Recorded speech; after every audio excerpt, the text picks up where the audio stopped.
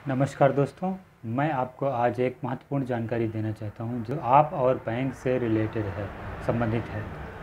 क्योंकि आजकल net banking का ज़माना है, लोग ऑनलाइन पेमेंट करते हैं।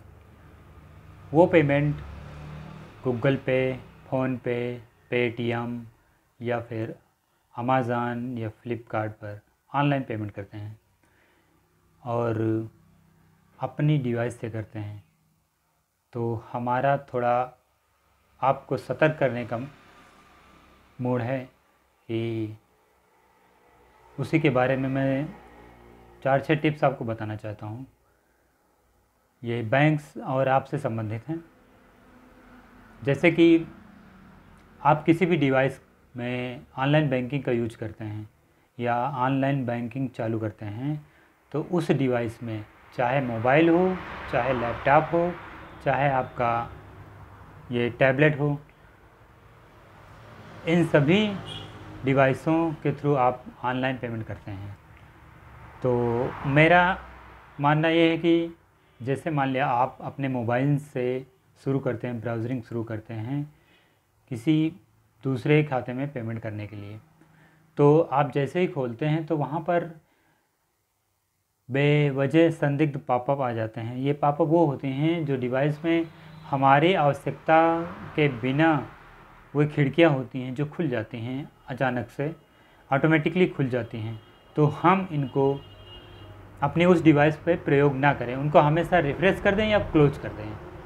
नंबर 2 बात, हमेशा अपने सुरक्षित पेमेंट गेटवे का ही इस्तेमाल करें। मेरा कहने का मतलब है आप अपना पेमेंट सुरक्षित तरीके से ही फॉरवर्ड करें और ईमेल से आए हुए मैसेज से कभी भी पेमेंट ना करें। हमेशा ये सेफ रहेगा। आप अपने ईमेल पे करें, ईमेल से करें, दूसरे के ईमेल से कभी ना करें। आगे URL टाइप करके ही बैंक की वेबसाइट पे जाएं। आप अपनी बैंक की वेबसाइट पे अगर जाना है तो अपनी डिवाइस में URL टाइप कर प्लस बैंक की वेबसाइट तो ऑटोमेटिकली आ जाएगी, आपके सामने खुल के आ जाएगी। फिर अगली नेक्स्ट स्टेप है कि आप अपना पासवर्ड, पर्सनल पासवर्ड जो भी बनाते हैं वो किसी के साथ शेयर ना करें और ना तो आप अपना ATM पिन नंबर आप सीधे किसी से शेयर करें अजनबी व्यक्ति से, ना CVC शेयर करें और ना फिर पासवर्ड शेयर करें। इसको हमेशा आप अपना गोपनीय रखें। अपना pin, CVC number, ATM card number, ATM pin number, इन सारी चीज़ों की गोपनीयता आपके ही हाथ में है। आप जैसा चाहें वैसा यूज कर सकते हैं। इसलिए सुरक्षित रहने के लिए मैं आपको यही सलाह दूंगा कि आप ये सारी चीज़ें किसी अजनबी व्यक्ति से कभी भी मत शेयर करें, क्योंकि आए दिन फ्रॉड के मामले सामने देखने को मिलते हैं।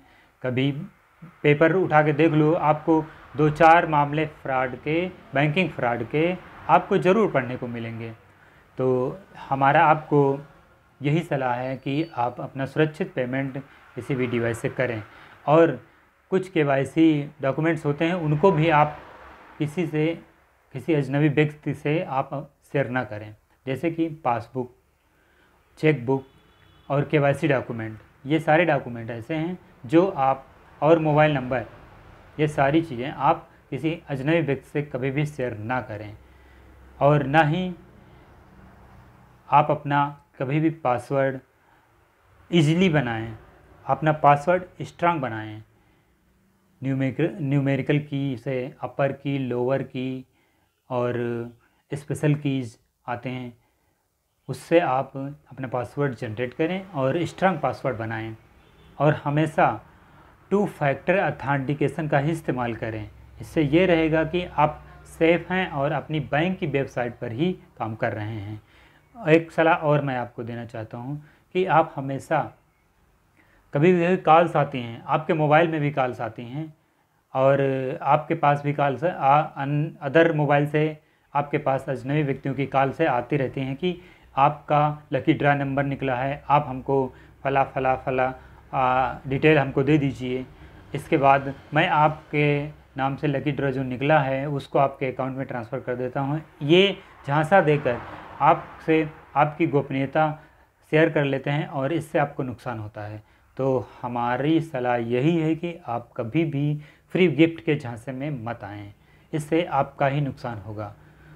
तो फ्री गिफ्ट के झांसे में आप कभी भी ना आएँ। और जब भी आप किसी भी डिवाइस का प्रयोग करते हैं तो हमेशा आप साइन इन करने के बाद, अपना काम पूरा करने के बाद हमेशा साइन आउट करके ही उस डिवाइस को छोड़ें।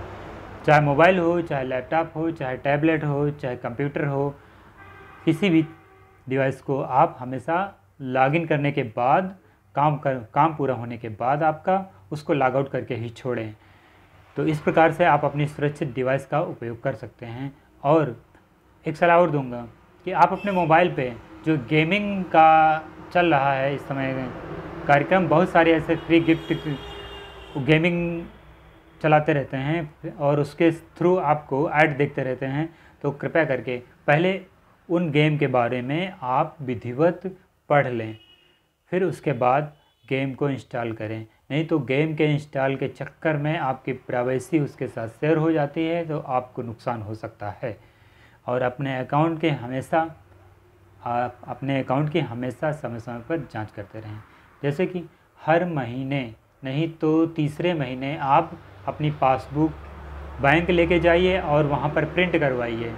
फिर देखिए कि आपकी बैंक में कितने ट्रांजैक्शन हुए हैं और क्या क्या चार्जेस बैंक में कटे हैं, क्या क्या चार्जेस एक्स्ट्रा कटे हैं। ये सारी चीज़ की जानकारी आपको हो जाएगी।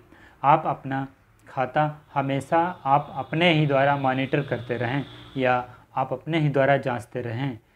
और आगे मैं ये बताना चाहूँगा कि आप जो है अपने अधिकारों को, अपने बैंक से संबंधित अधिकारों को पहचानो। जो भी कहीं दिक्कत आती है तो आप अपने नज़दीकी बैंक, जिस बैंक में आपका अकाउंट है उस बैंक में जा कर के आप अपनी बात मैनेजर या फील्ड मैनेजर या क्लर्क जो भी हैं वहाँ पर, जिसके सामने आप कह सकते हैं, आप उसके साथ शेयर करिए और वो आपकी बातों को सुन करके आपके काम को सॉल्व कर देंगे। बस यही थोड़ी सी जानकारी मुझे थी जो मैं आपके साथ शेयर करना चाहता हूँ। जय हिंद, जय भारत।